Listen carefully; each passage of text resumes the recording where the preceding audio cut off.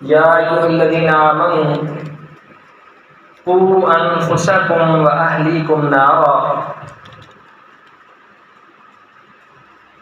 اے ایمان والو خود بھی جہنم کی آگ سے بچو اور اپنے اہل و عیال کو بھی اس سے بچاؤ۔ وقودها الناس والحجارہ، ایسی جہنم جس کا ایندھن الناس لوگ ہیں، والحجارہ اور پتھر ہیں، علیہا ملائکۃ غلاظ شداد لا یعصون اللہ ما امرہم ویفعلون ما یؤمرون،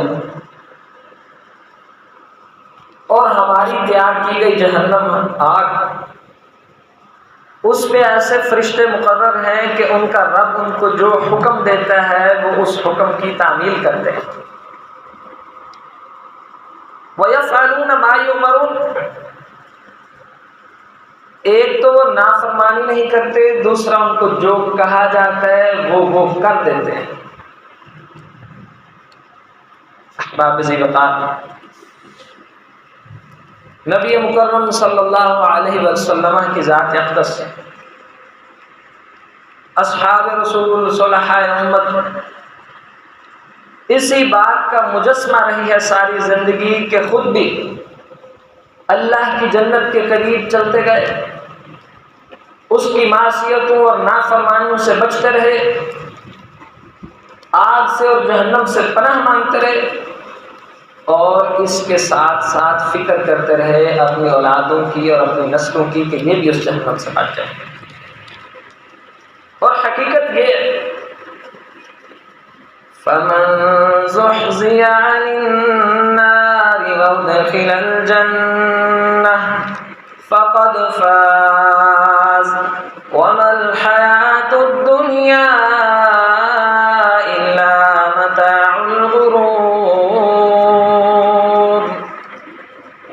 لوگوں، جو اس آگ سے بچا لیا گیا اور جنت میں داخل کر دیا گیا، یقین جانو سب سے بڑا کامیابی یہی ہے۔ اب سوال پیدا ہوتا ہے آپ کے اور میرے کامیابی کے معیاروں کا کہ اچھا اگر کامیاب فقط آگ سے بچ جانا اور جنت میں داخل ہونا ہے تو یہ دنیا کی کامیابی کیا ہے؟ وَمَا الْحَيَاةُ الدُّنْيَا إِلَّا مَتَاعُ الْغُرُورِ، ہاں دنیا کی کامیابیاں سب دھوکہ ہے۔ یہ دنیا کے منظر نامے صحت مند لوگوں کو بیمار ہوتے آپ نے اور ہم نے دیکھا، اور دولت اور شہرت اور عزت رکھنے والوں کو ناکام اور رسوا ہوتے بھی دیکھا۔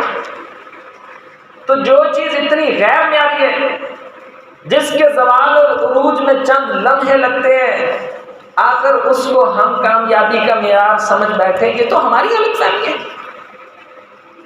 نبی علیہ السلام نے فرمایا میری امت کے اکثر لوگوں کی عمر ہوگی 60 سے 70 سال کے درمیان، اوسط عمر، ایوریج عمر۔ اور سورۃ المعارج کے آغاز میں فرمایا سأل سائل بعذاب واقع للكافرين ليس له دافع من الله ذي المعارج تعرج الملائكة والروح إليه في يوم كان مقداره 50,000 سنة۔ آپ سے پوچھتے ہیں قیامت کے دن جو عذاب آئیں گے ان کے متعلق، اور اسی کے درمیان ایک بات ارشاد فرمائی کہ قیامت کا ایک دن ہوگا 50 سال کا نہیں، 50,000 سال کا۔ اب یہ ایک لمحے میں کامیابی اور ناکامی کے معیار ہم خود فیصلہ کر سکتے ہیں کہ کیا حقیقت ہے۔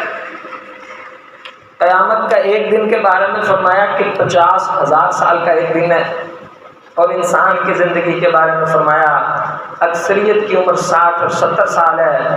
اگر کوئی سمجھدار بندہ تھوڑی سی کیلکولیشن کرے، حساب اور کتاب لگانے بیٹھے، حقائق کو سامنے رکھے، اس زندگی کو بارڈر کے ایک طرف رکھے، اس زندگی کو لکیر اور بارڈر کی دوسری طرف رکھے اور موازنہ اور کمپیریزن کرے، وہ بڑی آسانی سے سمجھ جائے گا جہاں ایک دن 50,000 سال کا ہے اور جہاں پوری زندگی 70 سال کی ہے، آپس میں کوئی موازنہ بنتا ہے؟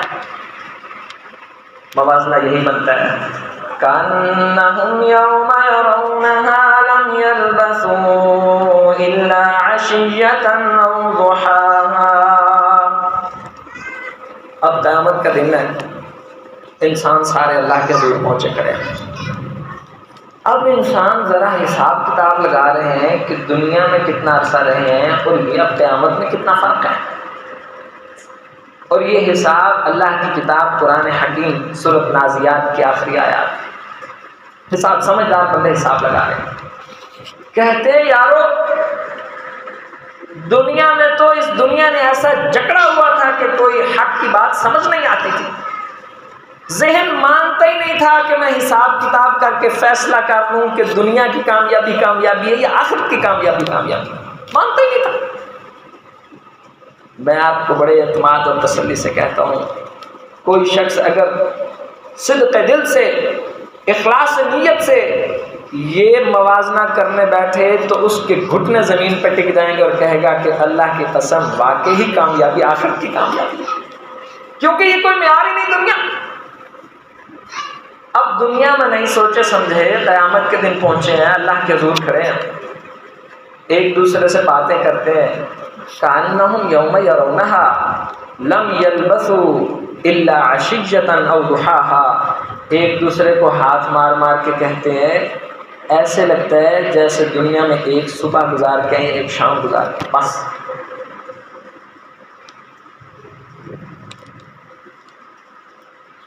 یعنی یار 60-70 سال کی زندگی 50,000 سال کے ایک دن کے مقابلے میں یوں ہی لگ رہا ہے جیسے ایک صبح اور ایک شام گزار کے آئیے.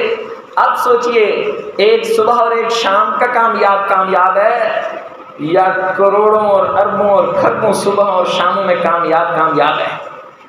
نبی علیہ السلام نے فرمایا القیس من دان نفسه وعمل بما بعد الموت والعاجز من اتبع نفسه هواه وتمنى على الله. عقل مند بندے کی نشانی ہے. نبی مکرم صلی اللہ علیہ وسلم نے فرمایا آپ کا اور میرا، ہم سب کا یہی انداز ہونا چاہیے کہ جب پیارے نبی کا نام آئے تو ہمیں درود پڑھنا چاہیے صلی اللہ علیہ وسلم. یہ نام پڑھنا بڑا جرم ہے اور انتہا درجے کی بخیلی ہے. چلو اس خطبہ جمعہ کے بہانے جب بھی، مقصد یہ نہیں کہ کوئی میری تقریر چمک جائے، آپ کے کہنے سے کوئی ضرورت نہیں، آپ دل میں پڑھیں لیکن پڑھیں ضرور. فرمایا لوگوں عقل مند بندہ وہ ہے القیس من دان نفسہ وعمل لما بعد الموت. عقل مند دیکھیے، عقل مند دنیا والوں سنو، ذرا ہم اپنے زاویوں اور پیمانوں کو یا بدل لیں یا اپنی سوچ کو اللہ کے تابع کر لیں یا مان جائیں کہ واقعی عقل مند وہی ہے جس کو اللہ عقل مند کہہ رہا ہے، اس کا رسول عقل مند کہہ رہا ہے. باقی احمق اور بے وقوف تو ہو سکتے ہیں، غلطی پر تو ہو سکتے ہیں، بھولے اور بھٹکے ہوئے تو ہو سکتے ہیں، ہدایت کے راستے سے دور تو ہو سکتے ہیں، عقل مند نہیں ہو سکتے. میں عقل مند بندہ وہ ہے جو اپنے نفس کو گناہوں سے بچا کے رکھتا ہے اور اس چیز کی تیاری کرتا ہے جو اسے موت کے بعد سامنے منظر آنے والی ہے. عقل مند بندہ. اور یہ بات آپ نے ہم نے سمجھ لی کہ واقعی عقل مند بندہ ہے. بھائی ایسے سمجھو کوئی اپنا ایک دن صحیح کرنے کے لیے سال کے 364 دن برباد کر لے، کون کامیاب ہے؟ ہر کوئی کہے گا اس سے بڑا کون بے وقوف ہے. ایک دن کی لذت کی خاطر پورا سال برباد کر دیا. جو آپ میں سے، مجھ میں سے اللہ کی نافرمانی میں کھڑا ہے وہ ایک صبح اور ایک شام کو صحیح کرنے کے چکر میں ہمیشہ کی زندگی کو برباد کر رہا ہے. والعاجز من اتبع نفسہ ہوا. لوگوں بے وقوف بندے کی علامت اور نشانی یہ ہے کہ خواہشات کی پیروی کرتا ہے. یعنی اس سے جو پوچھو اس کا معیار ہر بات مانے گا اپنی خواہش. جو بندہ اپنے خواہش کے پیچھے چلے، افرائیت من اتخذ الہہ ہوا، اے لوگو آپ نے دیکھا ہے اس شخص کو جس نے اپنی خواہشات کو اپنا رب بنا رکھا ہے. کیونکہ رب کا حکم ماننا جاتا ہے، رب کے کہے پہ چلا جاتا ہے. رب کہے کہ یہ حلال ہے تو وہ حلال ہوتا ہے، رب کہے اسے چھوڑنا ہے اسے چھوڑ دیا جاتا ہے. جب رب کہتا ہے اٹھنا ہے تو وہ اٹھ جاتا ہے. جب میرا رب کہتا ہے یہ سونے کا وقت ہے سو جاتا ہے. یہ دیکھنے کی چیز ہے اسے دیکھتا ہے، اس سے باز آنا اس سے باز آتا ہے.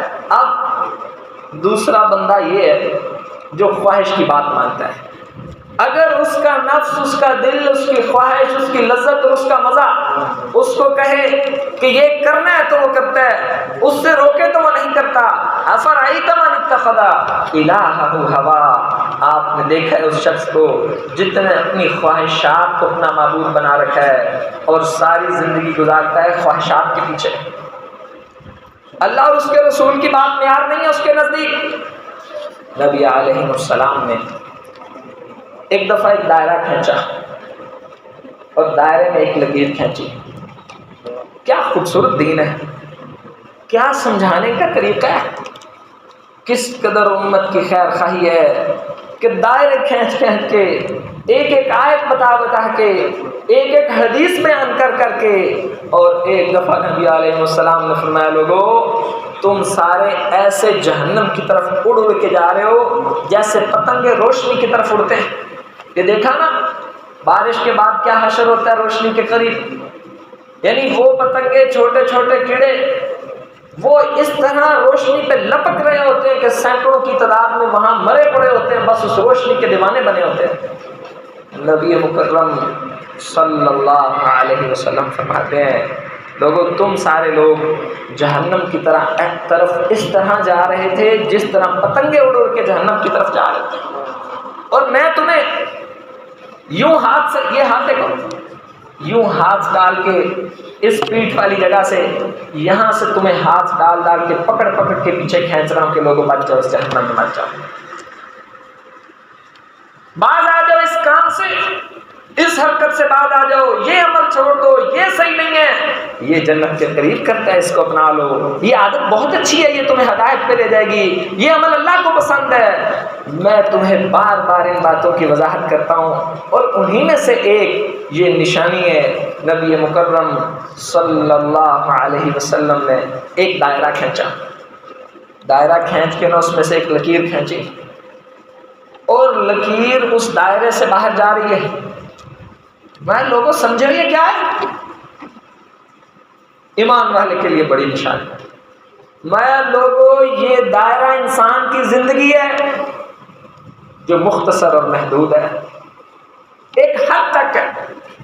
اور جب کسی کا وقت آ جاتا ہے لا یستاخرون ساعتا، پھر اس کو ایک لمحے کی بھی چھٹی نہیں ملتی. فرمایا پتہ یہ لکیر کس چیز کا نام ہے؟ یہ لکیر بندے کی خواہشات ہیں.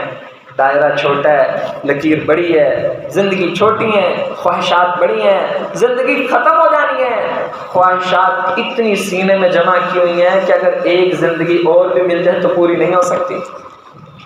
پھر کیوں نہ ایسی زندگی گزاری جائے جس میں خواہشات جائز کا حصہ ہو لیکن محدود ہو، اتنا ہو جتنا اللہ اس کے رسول نے اجازت دی ہے، حد سے زیادہ نہ ہو. یہ انسان کو گمراہ کر کے رکھ دیتا ہے، بگاڑ کے رکھ دیتا ہے. خواہشات کو لگام ڈالنی چاہیے. نبی علیہ السلام نے فرمایا اور اللہ احکم الحاکمین نے بھی سورۃ مزمل کے آغاز میں خواہشات کو قابو کرنے کا ایک طریقہ ہے. یا ایھا المزمل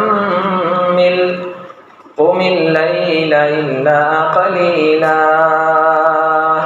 نصفه او انقص منه قلیلا او زد علیہ ورتل القرآن ترتیلا انا سنلقی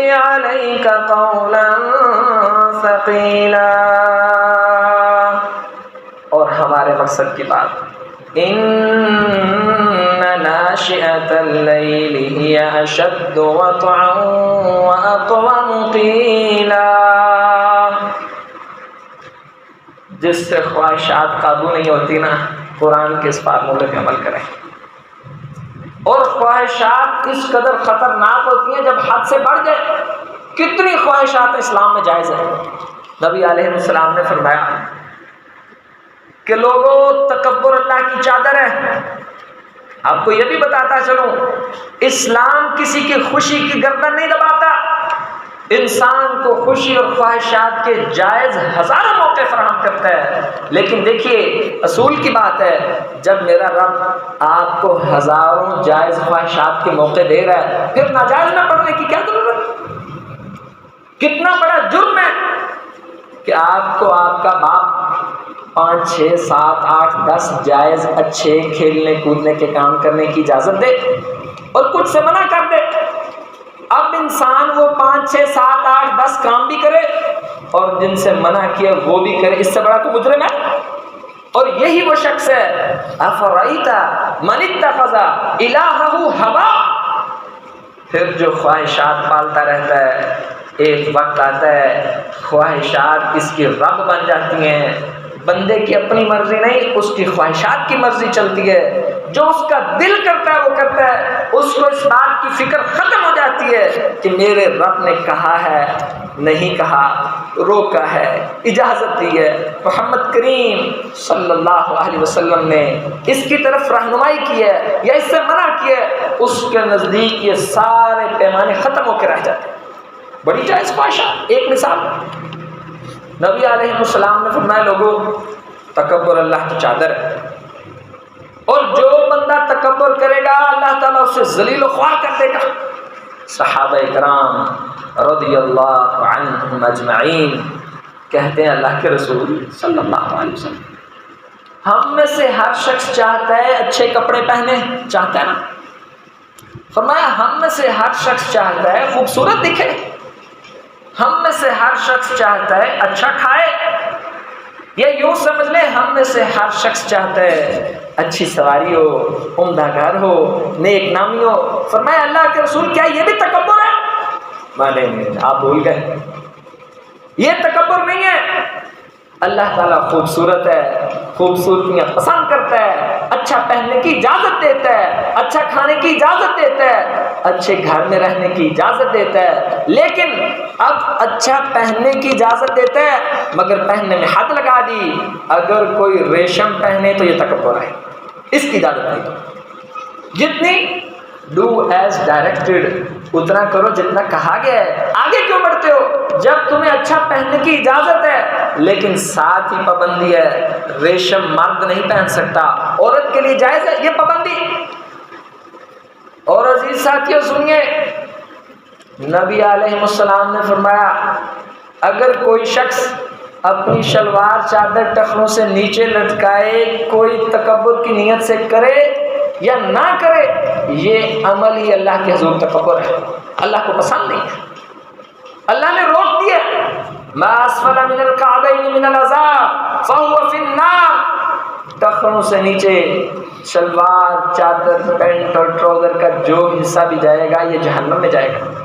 اور ایک حدیث میں فرمایا لوگوں اس میں تمہارا فائدہ ہے. میرے رب کو کیا ضرورت ہے تمہارے ٹخنے ننگے کروانے کی؟ اس کو تمہارے چہرے پہ بالوں کی کیا ضرورت ہے؟ بے نیاز ذات ہے، اس میں تمہارا فائدہ ہے. فرمایا شلوار چادر اور کپڑے کا ٹخنوں سے اوپر اٹھا کے رکھنا یہ پاکی اور صفائی کے زیادہ قریب ہے. اور اسی طرح عورت کو فرمایا ایک بالش، کم از کم ایک بالش تو اس کی چادر اور کپڑا ٹخنوں سے نیچے ہونا چاہیے. اسلام کسی کی خواہشات کا گلا نہیں گھونٹتا، اس کو جائز خواہشات کی اجازت دیتا ہے لیکن ناجائز پہ روک تھام کرتا ہے، اس کو سمجھاتا اور بتاتا ہے، اس کی رہنمائی کرتا ہے کہ یہ کام تیرے لیے ضرورت نہیں ہے. اگر اس کام کے پیچھے پڑ گئے پھر خواہشات کے پیچھے پڑ جاؤ گے اور خواہشات کا غلام تباہی اور بربادی کی طرف دھکیلا جاتا ہے. سب سے پہلا اب حل ان خواہشات کا پہلا اور ایک حل میں نے آپ سے ذکر کیا، سورت مزمل کی روشنی میں گزارش کروں گا اپنے بزرگوں سے، ان جوان بیٹوں اور بھائیوں سے، اللہ کے لیے اللہ کی کتاب گھر جا کے کھولیے، سورت مزمل آپ کے گھر میں بھی پڑھیے، یقیناً اس کا ترجمہ بھی پڑھا ہوگا، جا کے پڑھیے کہ صحیح اللہ احکم الحاکمین کیا فرماتے ہیں۔ فرمایا جو رات کو تہجد کی نماز کے لیے کھڑا ہو جاتا ہے، یہ تہجد انسان کی خواہشات کو کچل کر رکھ دیتی ہے، انسان کو اتنا مضبوط کر دیتی ہے، اگر اس کا نفس کسی برائی کی طرف اکسائے یوں گردن سے پکڑ کے دبوچ دیتا ہے اپنے نفس کو، یوں سمجھیے جیسے بیماری کے خلاف آپ نے اور ہم میں سے ہر شخص کے جسم میں اللہ نے امیونٹی اور مدافعت رکھی ہے، اور بیمار شخص کی نشانی یہ ہے کہ اس کا مدافعت کا نظام ہار جاتا ہے، بخار غالب آ جاتا ہے۔ جس کا قوت مدافعت اچھی ہوتی ہے وہ چھوٹی موٹی بیماریوں سے لڑتا رہتا ہے اور صحت مند رہتا ہے۔ یاد رکھیے اللہ کے بندو، اگر اس کی جنت کا حصول چاہیے، پھر اس نفس کی شرارتوں سے بچنے کے لیے آپ کو اور مجھے اپنے ایمان کو ایسا مضبوط کرنا ہوگا، اگر کہیں نفس خواہش پیدا کرے، ایمان اس کو فوراً کچل کر رکھ دے، اس کو سبق پڑھائے کہ نہیں میں نے اللہ کی فرما برداری کرنی۔ اور اگر یہ کام نہ ہو سکے، ایک اصول یہ ہے کہ تہجد کی نماز پڑھا کرے، نفس کو تقویت ملتی ہے۔ دوسرا ایک اصول نبی علیہ السلام نے فرمایا، لوگوں بہت بڑا مسئلہ ہے سوشل میڈیا کے دور کے لوگوں، پرنٹ میڈیا اور تباہی اور آگ مچائی ہوئی ہے ہر طرف ماحول میں، اور رہی صحیح کسر اس فون نے نکال دی۔ نبی علیہ السلام نے فرمایا آپ اور ہم نمازیں پڑھتے ہیں، قرآن پڑھتے ہیں، تلاوتیں کرتے ہیں، جمعے پڑھتے ہیں، درس و دروس سنتے ہیں، خیر کے ماحول میں رہتے ہیں، فحاشی سے بچ کے رہتے ہیں، حلال کھاتے ہیں کتنے سارے لوگ، اتنی خیر کرنے کے باوجود وہ ایمان کی لذت کیوں نہیں آتی، مزہ کیوں نہیں آتا، دل کیوں نہیں لگتا اسلام میں؟ نبی علیہ السلام نے فرمایا مومن کا دل مسجد میں ایسے لگتا ہے جیسے مچھلی کا دل پانی میں لگتا ہے۔ ذرا تجربہ تو کریے، اپنے ذات سے پوچھئے یہ سوال، جمعے کا خطبہ سن رہے ہو، آپ کا دل مسجد میں ایسے لگتا ہے؟ لگتا تو آپ مومن ہو، لیکن میں اس کو بخوبی جانتا ہوں اس بات کو، بڑی مشکل سے دل مسجد میں لگتا ہے۔ یہ نفاق ہے، یہ گناہوں کی کثرت کی نشانی ہے، ایمان کی کمزوری کی نشانی ہے کہ ایمان اپنی جڑیں مضبوط نہیں کیا ہوا۔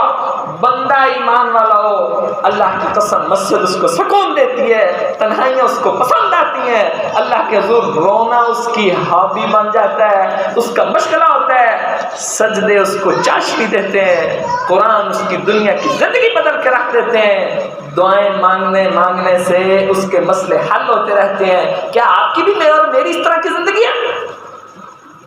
اللہ ما رحم ربک، شاید کہ چند خوش نصیب ایسے ہیں جن کی ایسی زندگی ہے۔ بیٹے شرارتیں مت کرو۔ جمعہ کا خطبے کے بارے میں نبی علیہ السلام نے بچوں کو ڈانٹنا نہیں چاہیے، شفقت محبت سے ان کو پیار سے کہنا چاہیے۔ دوسرا اس کا حل کہ یہ مسائل کا حل کیا ہے؟ ایسا چور دروازہ شیطان نے کھولا ہوا ہے کہ آپ اور ہم جس صندوق میں اپنی نیکیاں ڈال رہے ہیں، شیطان نے اس صندوق کا نیچے والا پلڑا ہی کاٹ کے رکھ دیا ہے۔ ہر نیکی ہم اوپر سے ڈالتے ہیں، وہ نیچے سے ضائع ہوتی جا رہی ہے۔ نیکی نے تقوی پیدا کرنا تھا دل میں، التقوی ہاہنا ویشیر الی صدری، محمد کریم صلی اللہ علیہ وسلم۔ بھائی درود لازمی پڑھا کریں۔ فرمایا لوگوں تقوی اس دل میں ہوتا ہے، وَيُشِيرُ إِلَىٰ صَدْرِهِ، سب لوگوں کو متوجہ کر کے محمد کریم فرما رہے ہیں کہ یوں اشارہ کر رہے ہیں اپنے سینے کی طرف۔ او بھائی آپ اور ہم جو نیکیاں کر رہے ہیں، یہ نیکیاں کیوں نہیں تقویٰ پیدا کرتی؟ ایک بیماری میں آپ سے ذکر کر دیتا ہوں۔ نبی علیہ السلام نے فرمایا، اس حدیث کو سنتے ہوئے، اس بات کو سمجھتے ہوئے، میرے خاص مخاطبین نوجوان ہیں لیکن بزرگ اور بچے بھی اس جرم سے بچے نہیں ہوئے۔ اس حدیث کو سنتے ہوئے ذہن میں اس فون کو رکھیے گا، ٹی وی کے اشتہارات دیکھیے گا، خبر اخبار کی خبریں دیکھیے گا، آپ کے اور میرے گھر میں آنے والا ہر دوسری تیسری چیز پہ غور کیجیے گا۔ فرمایا اگر کوئی شخص اس کی نظر کسی غیر محرم پر پڑے اور وہ اپنی نظر کو فقط اللہ کی رضا کے لیے اس سے اٹھا لے، اللہ اس کے دل میں عبادت کی لذت پیدا کرے۔ سوچئے ذرا، او بھائی میں اپنے آپ سے سوال کروں، آپ اپنے آپ سے سوال کریں، کتنی دفعہ ایسا ہوا کہ میرے فون نے خاتون کا وال پیپر دکھایا اور میں نے آنکھیں اٹھا لی کیونکہ میرے رب نے کہا یہ تیرے لیے جائز نہیں ہے۔ آپ اور ہم کس کس ٹی وی سکرین سے بچیں گے؟ ہر طرف سے جکڑا ہوا اس فتنے میں۔ نبی علیہ السلام نے فرمایا تھا، لوگوں میں نے اپنی امت کے لیے سب سے بڑا جو فتنہ چھوڑا ہے وہ مال ہے۔ نمبر 1، غربت مسئلہ نہیں ہے امت مسلمہ کا، جتنے مرضی حالات اور مہنگائی اور مشکلات ہوں، اللہ عظیم کی قسم غربت مسئلہ نہیں ہے۔ اگر آپ کمزور سے کمزور ماڑے سے ماڑے بندے کو بھی دیکھو، آپ کو کوئی ایسا بندہ ملتا ہے معاشرے میں جس کے گھر 2 مہینے چولہا نہ جلے؟ جانتے کسی کو 2 مہینے چولہا نہ جلے؟ میرے محمد کریم کے گھر 2 مہینے چولہا نہیں جلا۔ بھائی غربت مسئلہ نہیں ہے آپ کے میرے معاشرے کا۔ ہے کوئی ایسا بندہ 3 چاند گزر گئے، 30 نہیں 90 دن گزر گئے، اما جی عائشہ صدیقہ کہتی ہیں محمد کریم کے گھر میں صرف 2 کالی چیزوں پہ گزارا ہوتا تھا، پانی ہوتا تھا اور کھجور ہوتی تھی، اس کے علاوہ کوئی چیز نہیں ہوتی۔ ہے کوئی ایسا غریب؟ اوے آٹے کی چکیوں کے چھنے ہوئے آٹے کھانے والوں، محمد کریم صلی اللہ علیہ وسلم کی زندگی تو پڑھ کے دیکھو۔ دکھ کی بات یہ ہے امت مسلمانہ قرآن سے تعلق ہے نہ نبی کی زندگی کا پتہ ہے، آپ کے اور میرے مسائل کا حل کہاں سے آئے گا پھر؟ ساری زندگی چھنا ہوا آٹا نہیں کھایا میرے نبی نے صلی اللہ علیہ وسلم، چھنا ہوا آٹا نہیں کھایا۔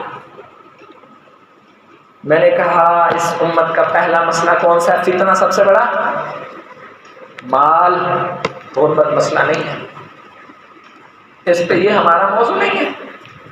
امت کا سب سے پہلا فتنہ مال۔ نبی علیہ السلام نے فرمایا لوگوں مجھے امت محمدیہ پر صلی اللہ علیہ وسلم اس بات کا خوف نہیں ہے کہ یہ بھوک سے مر جائیں، اس بات کا خوف ہے ان کے پاس اتنا مال آئے گا وہ مال ان کی آخرت برباد کر دے گا، ان کو حرام اور سود میں ڈال دے گا، رشتہ داریاں کٹوا دے گا، تکبر اور بے حیائی پیدا کرے گا، فحاشی اور عریانی کا رسیہ بنا کے رکھ دے گا۔ اور دوسری بات ارشاد فرمائی اس مال کی وجہ سے ایک دوسرے کی گردنیں کاٹیں گے، جائیدادیں غصب کریں گے، بہنوں اور بیٹیوں کا حق ماریں گے، بھائیوں کو اس سے محروم کریں گے۔ امت کا پہلا فتنہ مال ہے، اور دوسرا فتنہ امت مسلمہ کا سب سے بڑا خطرناک فتنہ عورت ہے۔ اور یہی وہ فتنہ ہے جس نے آپ کی اور میری زندگی میں ایمان کی لذت اور مٹھاس کو ختم کر دیا۔ کون ہے میرا ایسا بھائی؟ کون ایسا بزرگ اور جوان ہے اللہ کے گھر میں اس کی بات سنتے ہوئے؟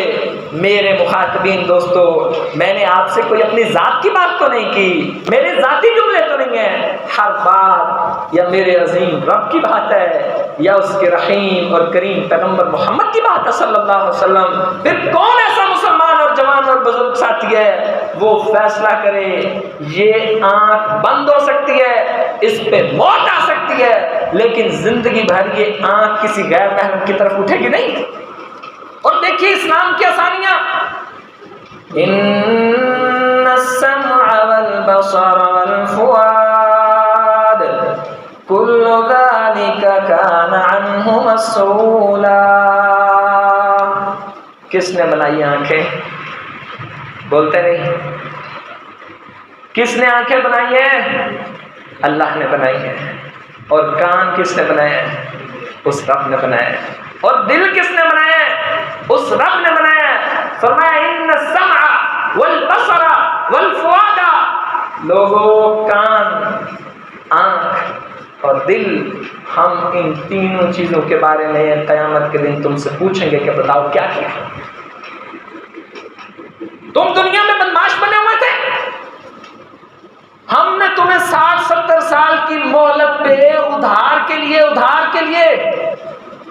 ادھار کے طور پہ 60-70 سال کے لیے یہ کان، آنکھ اور دل، یہ جسم دے دیا، اور ساتھ کہہ دیا الذی خلق الموت والحیات لیبلوکم ایکم احسن عملا انا جعلنا ما علی الارض زینۃ لها لنبلوہم ایکم احسن عملا۔ ہم نے زندگی اور موت پیدا کر دی، یہ نعمتیں تمہیں دے دی، یاد رکھنا اس کا مطلب عیاشی نہیں ہے، اس کا مطلب امتحان ہے۔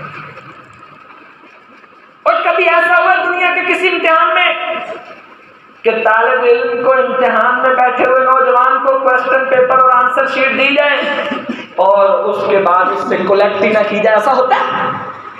جس کو دیا گیا پرچہ اس سے واپس لیا گیا، اس سے پوچھا گیا، اس کا رزلٹ اناؤنس کیا گیا، اس کے نمبر بتائے گئے، اس کی کارکردگی بتائی گئی، اس میں پاس ہوا، اس میں فیل ہوا، یہ اچھا کیا، یہ برا کیا۔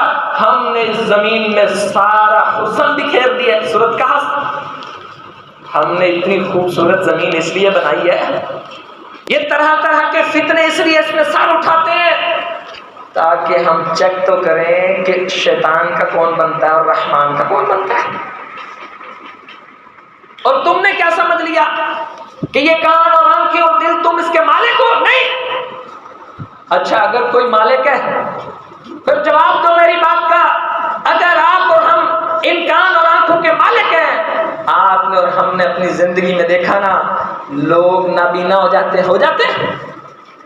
کوئی مالک اپنی مرضی سے نابینا نہیں ہوتا، مالک ایک ہی رب ہے، سب اس کے غلام ہیں، سب اس کی دی ہوئی چیزیں ہیں، یہ سب اس نے واپس لے لینی ہے، اس نے ان کے بارے میں سوال کرنا ہے، آپ کو ہمیں اس کا جواب دینا پڑنا ہے۔ نبی علیہ السلام نے فرمایا میں آپ سے ایک ہی عہد کروانا چاہتا ہوں، اپنے آپ سے کرنا چاہتا ہوں، وعدہ کرو اللہ سے، کوئی ضرورت نہیں ہاتھ اٹھانے کی، کوئی ضرورت نہیں اعلان کرنے کی۔ جمعے کا یہی مقصد ہے نا، اللہ کے بندے اس کے گھر میں آئیں، اللہ کا پیغام سنا کے ان کو اللہ سے جوڑ دیا جائے، ان کی غلطیوں کی اصلاح کی جائے، ان کے ایمان کو تازہ کیا جائے، ان کو فتنوں سے آگاہ کیا جائے۔ آپ اور ہم تھوڑی سی غیرت دکھا کے ایک فیصلہ ہی کر لیں، یا اللہ آنکھ تیری یہ چلے گی تیرے حکم کے مطابق، کسی غیر محرم کو نہیں دیکھے گی، آپ کو ہماری زندگی کی یہ بہت بڑی کامیابی ہے۔ اور حق تو یہ ہے جس نے آنکھیں دی، کان دیے، وہ ہم پہ سختی سے پابندی لگا دے کہ خبردار ایک پلک بھی میری نافرمانی میں جھپکی تو ختم کر دوں گا۔ اور وہ قادر ہے۔ بنی اسرائیل کے اوپر جس شخص کی قربانی قبول ہوتی، آسمان سے آگ آتی اس کو کھا جاتی۔ اگر آسمان سے آگ آتی اور کھا جاتی تو سمجھو قربانی قبول ہوئی ہے، نہ آتی تو کوئی نہ قبول ہوتی۔ جس شخص کی میرا رب توبہ قبول کرتا، اس کے گھر پہ نیم پلیٹ چودھری اور خان اور ملک صاحب کی نہیں لگتی، اس کے گھر کے دروازے پہ لکھا جاتا اللہ نے اس کی توبہ قبول کر لی۔ اللہ قادر ہے۔ اور آپ کو اور مجھے میرے رب نے مہلت دی ہے، نہ آپ کی اور ہم سے قربانیاں قبول ہوتی ہیں، آسمان سے آگ نہیں آتی، سب قربانیاں کرتے ہیں۔ جس کی قبول ہوتی ہے وہ بھی راز کی بات ہے، جس کی دھتکار دی گئی ہے وہ بھی راز کی بات ہے۔ کوئی گناہ سے توبہ کرے یا نہ کرے، نہ آپ کے اور میرے چہرے بگاڑے جاتے ہیں، نہ گھروں پہ لکھا جاتا ہے۔ اتنی نعمتیں اور عیاشیاں کرنے والے مسلمان، حق تو یہ تھا میرا رب کہہ دے خبردار میری دی ہوئی آنکھ کو ایک لمحے کے لیے غلط استعمال کیا تو بنائی ختم کر کے رکھ دوں گا۔ اور کہا میرے رب نے آمنتم من فی السماء ان یخسف بکم الارض فاذا ہی تمور، تمہیں حیا شرم نہیں آتی مسلمانوں؟ ڈر نہیں لگتا کہ اللہ تمہیں زمین میں گاڑ دے اور تمہارا نام و نشان ختم ہو جائے؟ قادر ہے، سب کر سکتا ہے، کرتا نہیں ہے بھائی، کر سکتا ہے، قادر ہے اس بات پہ، لیکن اس نے آپ کو مجھے مہلت دی۔ نبی علیہ السلام نے فرمایا کسی شخص کی آنکھ کسی غیر محرم پہ پڑتی ہے اللہ کے خوف سے وہ اس کو اٹھا لے، میرا رب پہلی غلطی معاف کر دیتا ہے اور دوسری نظر اٹھانے کا اس کو اجر دیتا ہے، اور تیسرا فائدہ یہ کہ اس کے دل میں عبادت کی لذت پیدا کرتا ہے۔ بچو میرے ساتھیوں، ان فتنوں سے بچو، احتیاط کرو۔ گھر کے سرف ایکسل پہ عورت کی بنی ہوئی تصویر غیر محرم ہے، ٹی وی کے اشتہار پہ چلتی ہوئی عورت یہ ہے اور آپ کے لیے غیر محرم ہے، آپ کے ایمان کا بیڑا غرق کر دیتی ہے۔ سمجھ نہ آئے، ایک عربی شاعر نے کہا تھا، آنکھیں دیکھتی ہیں اور دل خواہش پیدا کرتا ہے، ہونٹ اس کا مثبت یا منفی جواب دیتے ہیں، پھر شرمگاہ اس کی تصدیق کرتی ہے۔ آپ کو پتہ نہیں ہے، ایک اللہ کی نافرمانی کرنے سے، ایک غیر محرم منظر اور چیز دیکھنے سے، یہ آنکھ کا تعلق دل سے ہے، دل میں تقویٰ پیدا ہوتا ہے۔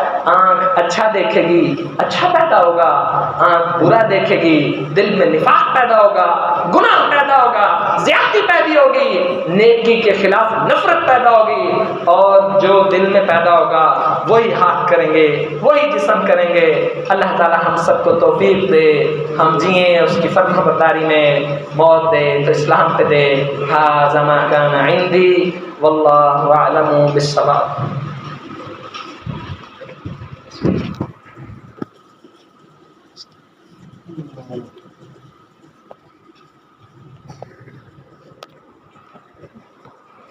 ان الحمد للہ نحمده ونستعینه ونستغفره ونعوذ باللہ من شرور انفسنا ومن سیئات اعمالنا من يهده الله فلا مضل له ومن يضلله فلا هادي له ونشهد أن لا إله إلا الله وحده لا شريك له ونشهد أن محمدا عبده ورسوله لا يكلف الله نفسا إلا ما آتاها سيجعل الله بعد عسر يسرا۔ اللہ تعالیٰ چونکہ غفور اور رحیم ہے، کسی شخص کو تکلیف نہیں دیتا مگر اتنی جتنی وہ برداشت کر سکے۔ سبحان اللہ، لا یکلف اللہ نفسا الا وسعها، اللہ تعالیٰ کسی پہ بوجھ نہیں ڈالتا مگر اتنا جتنے اس کے کندھے اٹھا سکے۔ سبحان اللہ۔ عزیز ساتھیوں، ایک صحابی رسول نے ایک دفعہ کان میں انگلیاں دی اور جا رہے تھے، یوں سمجھو کہ رنالہ کی طرف، اچانک سے کان میں انگلیاں دی اور رنالہ سے مخالف سمت میں چلنا شروع کر دیا۔ ساتھ والے نے پوچھا کہ آپ کی منزل تو فلاں راستہ ہے، آپ اس طرح یہ کیا کر رہے ہو؟ سنیے، جنت کے حریص لوگوں نے بڑی کاوشیں محنتیں کی ہیں، اور اللہ تعالیٰ نے ہمیں نہیں کہا کہ ہم ان قریب تمہاری کوششوں اور کاوشوں اور محنتوں کو دیکھیں گے پھر اس کے بدلے میں تمہیں اجر سے نواز دیں گے۔ یہ آپ نے اور ہم نے اپنی زندگی میں جتنا گڑ ڈالنا ہے اتنا میٹھا ملنا ہے قیامت کے دن۔ جیسی کھیتی بونی ہے ویسی کاٹنی ہے، کچھ بھی نہیں زمین پہ بوئیں گے تو کچھ بھی نہیں ملے گا۔ صحابی رسول کہنے لگے، میں نے آپ سے بات کی آنکھوں کی اور کان کے بات بھی سن لیجئے۔ کہنے لگے، میں ایک دفعہ محمد کریم کے ساتھ تھا صلی اللہ علیہ وسلم، میں نے دیکھا کہ اللہ کے رسول صلی اللہ علیہ وسلم نے اپنے کانوں میں انگلیاں دی اور جس راستے پہ جا رہے تھے اس کو چھوڑ دیا اور مخالف راستے میں جانا شروع ہو گئے، حتیٰ کہ انگلیاں کان سے نکالیں اور دیکھا کہ اب بانسری کی آواز نہیں آ رہی، پھر راستے پہ سفر کرنا شروع کیا۔ کہتے ہیں میں نے اللہ کے رسول کو دیکھا وہ سوال کریں جمعہ والوں اپنے آپ سے، میں اپنے آپ سے پوچھوں، کیا آپ کے میرے دل اور ایمان میں اتنی غیرت ہے کہ ہم موسیقی سے اتنی نفرت کریں؟ کرتا ہے کوئی؟ جس طرح ہم اپنی آنکھوں کی حفاظت میں بڑی سستی اور غلطی کا شکار ہیں، اور رزلٹ یہ کہ آنکھ جو دیکھتی ہے وہی نقشہ دل پہ پیدا ہوتا ہے، کان جو سنتی ہے وہی جسم عمل اور حرکتیں کرتا ہے۔ یہ قرآن سنیں گے، یہ حدیث سنیں گے، یہ اللہ کی بات سنیں گے، ان میں تقویٰ پیدا ہوگا، یہ جنت کے راستے کے مسافر بن جائیں گے۔ ان میں گندگی اور غلاظت، خباثت اور فحاشی اور عریانی اور یہ تباہ کن چیزیں ڈالتے آؤ گے، رزلٹ یہی نکلے گا۔